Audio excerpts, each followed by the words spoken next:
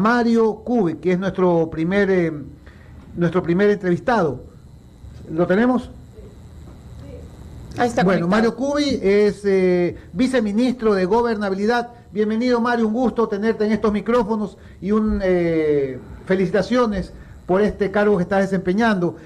Mario, el gobierno parece estar confiado de que la Corte Constitucional no vaya a darle luz verde al juicio político al presidente. No, bien, muy buenos días, gracias por las felicitaciones y buenos días a todos los que escuchan el programa, siempre un gusto poder compartir.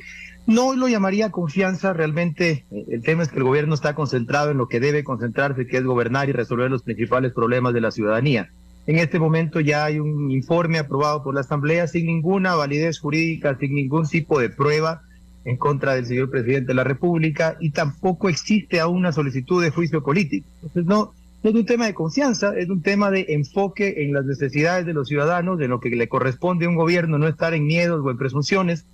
Si es que finalmente algún asambleísta se aventura a hacer una solicitud de juicio político y recibe los 46 firmas que requiere de otros asambleístas, tendremos que analizar el fondo jurídico de esa solicitud y desde entonces pues plantear los elementos que consideremos necesarios del derecho. Si es que acaso, solo para hacer el comentario al respecto, si acaso esa solicitud tiene los mismos argumentos que este informe, que no tiene ni pies ni cabeza, y lo he repetido algunas veces, parece que por ahí cogieron unos cuantos conceptos de derecho penal, los mezclaron con otros de derecho constitucional sin mucha conexión, y los mezclaron en una licuadora con harta intención mala política, y salió un revuelto que ni ellos mismos entienden. Y no lo digo yo por viceministro de gobierno, te lo hubiera dicho hace un mes como abogado, y lo han dicho muchísimos expertos en la materia. Así que no es un tema de confianza excesiva ni falta de precaución, es un tema de concentrarnos en lo que nos corresponde y esperar a que cada paso se dé. Veremos si algún asambleísta se aventura sin pruebas de iniciar un juicio político.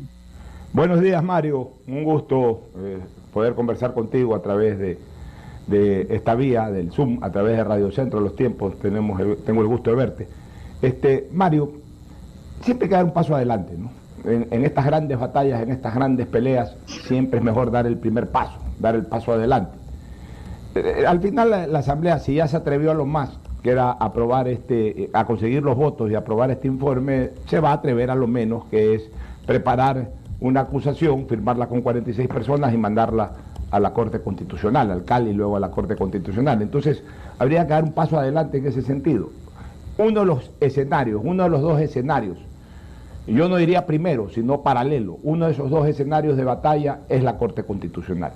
En ese sentido, ¿ustedes no creen, por ejemplo, pertinente, políticamente importante, invitar a una serie de constitucionalistas y de penalistas, siendo esto un mamotreto, porque esa es la realidad, que vayan a través de los amicus curiae a exponer en la Corte? O sea, no dejar el camino abierto, sino que vayan a exponer, no necesariamente personas vinculadas al gobierno. Incluso hay muchos constitucionalistas que desde el plano constitucional rechazan lo ocurrido, más allá de que en otras ocasiones han sido detractores políticos o hasta en temas legales con el propio gobierno.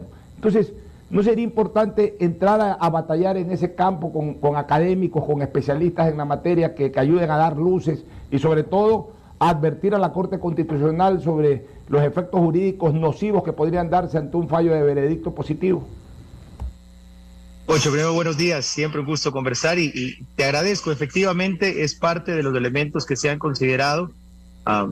Invitamos, y gracias, y aprovecho el espacio para invitar a todos los profesionales responsables del derecho, tanto constitucionalistas como penalistas, porque aunque si bien es cierto el análisis de la Corte Constitucional es principalmente el derecho constitucional, el artículo 2, o el numeral 2 más bien, del artículo 148 de la Ley de Garantías Jurisdiccionales y Control Constitucional, sí establece que hay que hacer un ejercicio de subsunción, es decir, un análisis material respecto de la capacidad de que esos delitos que mencionan, y para no entrar en mucho detalle, pero esto de comisión por omisión de delitos contra la administración pública es jalado de los cabellos, y eso lo pueden defender los penalistas, presenten sus argumentos tanto a nivel de vocerías en medios de comunicación como en la Corte Constitucional, lo mismo la academia, lo mismo diferentes sectores que se sientan en este deber, más allá, y como bien mencionas, y siguiendo un poco redes sociales de algunos medios, notamos también, como tú bien mencionas, que muchos, que a pesar de criticar al gobierno, de no estar no ser aliados ni abiertamente ni en secreto por si acaso, durante mucho tiempo en este escenario donde su labor como abogado los lleva responsablemente a decir esto no funciona, y además como ciudadanos de un país democrático que aprecian los procesos democráticos, puedan presentar sus argumentos tanto en medios de comunicación como a través de amicus curiae de la Corte Constitucional. De hecho, si estuviera en la Facultad de Derecho todavía como decano hasta hace un mes, lo haría yo personalmente. Así que los invito a todos los que quieran ser parte de un proceso sano y democrático a presentar sus argumentos. Y el otro frente, el otro campo de batalla política es la calle, Mario, es la calle. Las organizaciones sociales quieren meter presión en la calle para buscar la salida del presidente. Todavía no anuncian radicalización. Mañana creo que van a salir ahí a disque por el Día de la Mujer. No entiendo esa protesta o esas manifestaciones. No creo que es la manera de homenajear a las mujeres, pero bueno, por lo menos con esa excusa dicen que van a salir, por ahí saldrán otro día. Pero el gobierno también tiene que sacar gente a las calles, no para hacer problemas, no para generar confrontaciones, pero sí para manifestar respaldos, Mario. El gobierno, el gobierno tiene la obligación. Entiendo el argumento, Pocho, y a pesar de que lo entiendo como un ejercicio democrático sano, por ahora el gobierno nacional está concentrado en resolver los principales problemas de los ciudadanos. Y ahí por hacer unas cuantas menciones. Lo primero, y este es un llamado directo a la Asamblea Nacional, que más allá de sus intereses partidistas o políticos, está ya en la Asamblea, ya tiene el informe el primer informe de comisión, el proyecto de reformas constitucionales en materia de seguridad. En eso que creo que todos los ecuatorianos coincidimos, sin importar nuestra línea política, que es el principal problema para que Fuerzas Armadas finalmente pueda, de manera legítima y constitucional, sin necesidad de estar haciendo estados de excepción, combatir a los delitos como el lavado de activos, como el narcotráfico o el crimen organizado. Ese es uno de los puntos donde vamos a enfocarnos y reforzar. También en trabajar mucho en territorio y reforzar los cumplimientos. Y pues solo me voy a permitir dar un par de ejemplos, porque se ha sentado una narrativa desde los sectores sociales, que bien mencionas, si quieres generar cierta presión, de que no se ha hecho nada, no se ha cumplido nada. Dos temas claves. Primero, en cumplimientos de acuerdos, estamos en un 28% de cumplimiento total con los acuerdos con AIE, y un 65% adicional que está en proceso de cumplimiento según cronogramas. ¿Y por qué en proceso de cumplimiento? Porque ustedes entienden que no todo desde un gobierno se cambia de un día para el otro.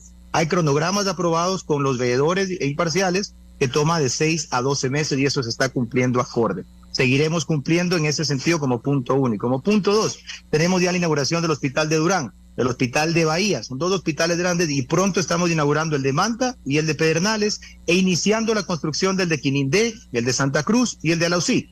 Eso solo por hablar de las grandes obras en hospitales. Estamos destinando 370 millones para compra de medicinas, que es uno de los elementos que más solicita la ciudadanía. También 3.000 millones de inversión en seguridad. Hace poco pueden haber visto los nuevos fusiles y armamento de Fuerzas Armadas. 53.000 chalecos se van a comprar para policías, 13.500 nuevos policías, 8.500 se incorporan ya en un mes. En abril empiezan a patrullar las calles y para noviembre habrán 5.000 más. 13 nuevas escuelas y cerca de 150 repotenciadas y 1.500 en el plan de repotenciación. Trabajo en materia de desnutrición infantil crónica con más de 400.000 niños beneficiados y más de 200.000 madres. Y un poco ya que tocaba el tema del 8 de marzo por el Día de la Mujer, creo que este es un dato interesante. A través de CONAFIPS, las cooperativas de ahorro y crédito, esa interconexión del gobierno, hay más de 217 millones de créditos ya entregados que superan con creces lo comprometido y más del 51% de esos créditos ha ido a lideresas y emprendedoras mujeres.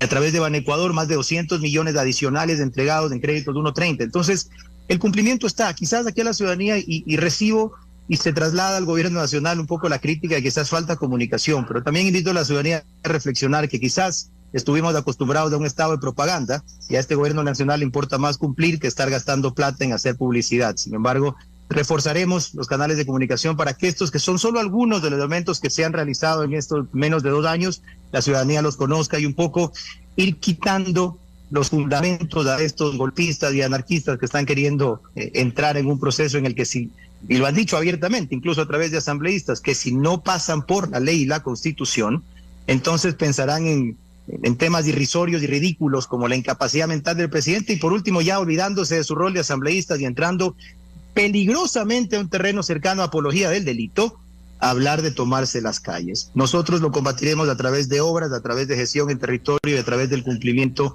firme de todos los acuerdos con CONAIE como de la obra pública. Viceministro, buenos días, bienvenido a Punto de Orden. María Sol Pons le saluda.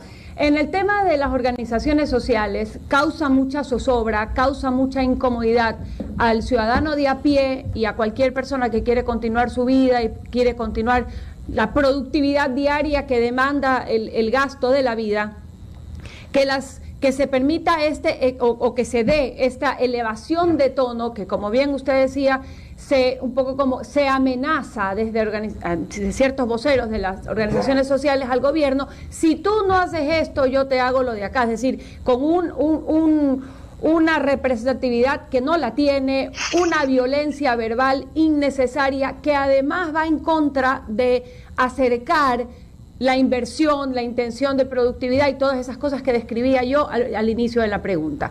Dentro del esquema de los actores sociales, lo que se ha visto es una ligera pugna dentro, por ejemplo, de la FENOCIN, donde Gary Espinosa está teniendo problemas con el señor Sarango, me parece que es Ángel Sarango, quien dijo ser el nuevo presidente, y luego retorna Gary Espinosa, y luego una serie de entredichos que le manda a decir Gary Espinosa al señor Issa, que no venga a interrumpir. ¿Cuál es la lectura del gobierno acerca de estas noticias que reportan los medios sobre estas fricciones entre movimientos sociales? Bien, en primera instancia completamente de acuerdo y gracias por esa mención, que los ciudadanos lo entiendan cada vez más y mejor. Un paro o una manifestación violenta no favorece a nadie, todos perdemos. En las cifras del último paro de junio de 2022 tuvimos 1.115 millones de dólares en pérdidas, y no son solamente en temas de energía o petróleo como algunos lo quieren decir. La mayoría se concentra en comercio, en turismo, en industria, en agricultura, en ganadería, donde inclusive las poblaciones indígenas y los más necesitados son los que más sufren.